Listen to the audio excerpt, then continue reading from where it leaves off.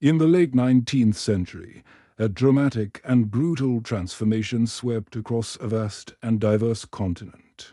In a breathtakingly short period, European powers, driven by a combination of greed, industrial ambition, and a sense of racial superiority, descended upon Africa. They carved up its land, its peoples, and its resources into a patchwork of colonies, completely redrawing the map and forever altering the continent's trajectory. This was the scramble for Africa, a period of intense imperialist rivalry that defined the years between roughly 1881 and 1914. This scramble was not merely a territorial grab. It was a fundamental shift from limited coastal contact to the complete political and economic subjugation of an entire continent. The legacy of this era of arbitrary borders, economic exploitation, and social upheaval continues to shape the challenges and identities of modern African nations. But what drove this sudden, frantic race to colonize Africa? What methods were used to carve up the continent? And what are the lasting consequences that continue to echo through the 21st century? Before the scramble, Africa was far from the dark continent stereotype.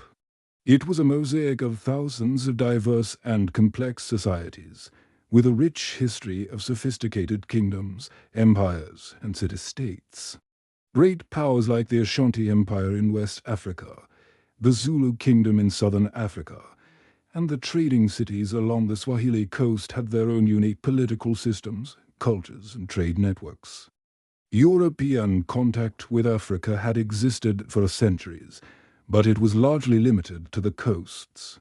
Portuguese, Dutch, and British traders had established trading posts, primarily for the transatlantic slave trade, which had its own devastating impact. However, the continent's vast, disease-ridden interior remained largely unexplored by Europeans, protected by natural barriers like rapids on rivers and formidable local resistance. This limited interaction began to change in the 19th century. With the global abolition of the slave trade, European economic interest in Africa shifted from human labor to raw materials. Explorers and missionaries began to penetrate the interior, initially for reasons that were often presented as humanitarian or scientific. But their findings about Africa's vast resources and potential markets set the stage for a new kind of engagement.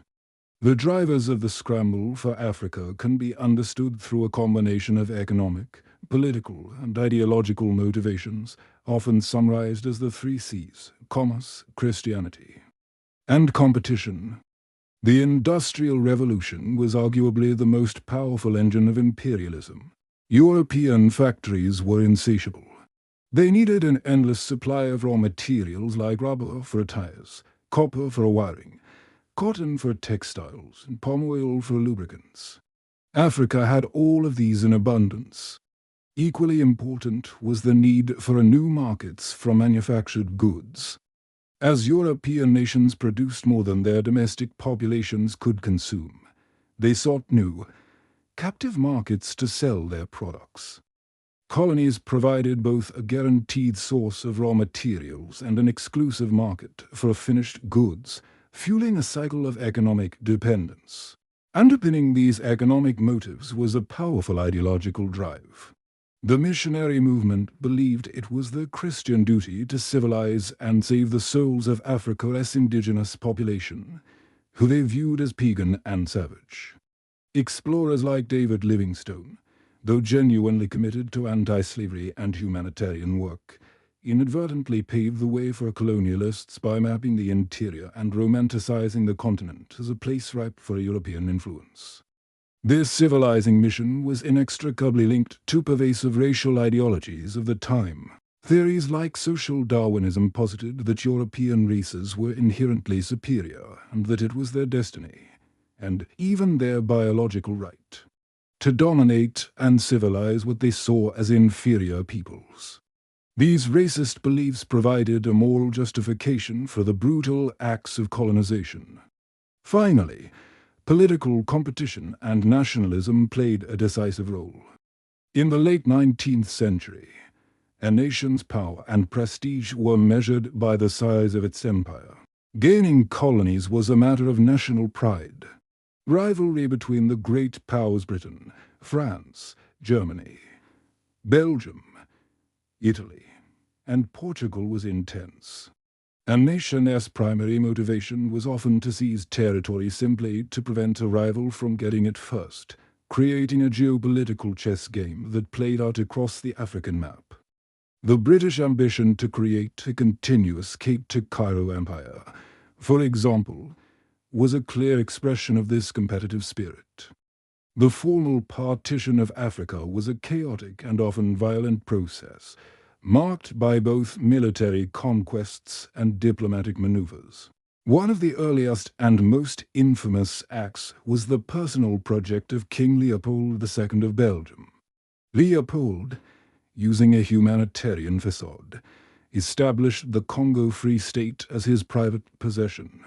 Under his brutal rule, the Congolese people were subjected to a regime of forced labor and horrific violence to extract rubber and ivory. The atrocities were so extreme, including the mutilation of people who failed to meet their quotas, that they sparked an international outcry and eventually forced the Belgian government to take control of the colony. Meanwhile, Britain seized de facto control of Egypt in 1882 to secure its vital interests in the Suez Canal, the crucial strategic waterway linking the Mediterranean and the Indian Ocean. This move was a key step in Britain's ambitious imperial project. Other nations were not to be outdone. France expanded its control from its coastal outposts in West Africa, creating a vast empire that stretched inland. The newly unified German Empire, though a latecomer, entered the scramble under Bismarck's guidance to secure its place as a world power, laying claim to territories in East, West, and Southwest Africa. The mounting tensions and rivalries among the European powers threatened to erupt into a major war over Africa. To prevent this, German Chancellor Otto von Bismarck convened the Berlin Conference in 1884. The Berlin Conference of 1884 to 1885 was a pivotal moment in the scramble for Africa. It was a gathering of representatives from 14 European powers and the United States, but crucially, no African representatives were present. The fate of the entire continent was decided without the consultation or consent of a single African ruler or leader. The primary outcome of the conference was the establishment of the principle of effective occupation. This meant that to claim a territory, a European power had to physically occupy it and demonstrate that it was administering and controlling the area. This rule created a mad dash, a true scramble, for European nations to send expeditions and establish a presence in the unclaimed territories of Africa. The conference also led to the formalization of the arbitrary borders that European powers had been drawing on maps.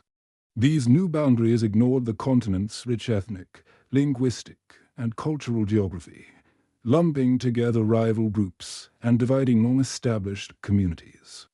This disregard for pre-existing African political and social structures created a lasting source of conflict and instability. European powers used a variety of methods to impose their will on the African continent. Military conquest was the most common method. African resistance was widespread and often fierce, but it was ultimately no match for the overwhelming technological superiority of the European armies. The Maxim gun, the first machine gun, was a brutal and decisive weapon that mowed down African forces. Famous examples of resistance include the Zulu War against the British and the fierce opposition of the majestic rulers against the Germans in Tanzania. European powers also used diplomatic treaties, often signed under duress or through a fundamental misunderstanding.